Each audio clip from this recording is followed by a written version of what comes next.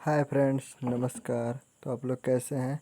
तो आज बात करने वाले हैं खेसारी लाल यादव जी के अपकमिंग सॉन्ग, जो कि कल कल दोपहर को रिलीज़ होगा। वो भी डायरेक्ट वीडियो रिलीज़ होगा।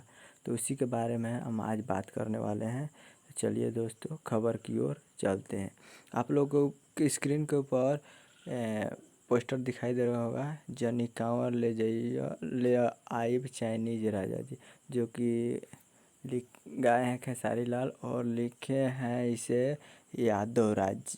ये सावन का पहला यादव राज जी का सॉन्ग है, जो कि आएगा कल वीनस भोजपुरी पे।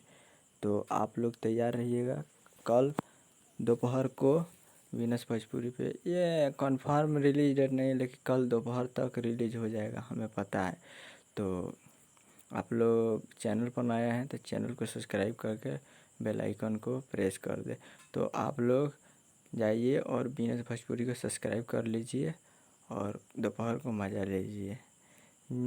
तो जाइए, यादव राज का पहला सावन का गीत आया है, जो कि 2020 का पहला है उनका।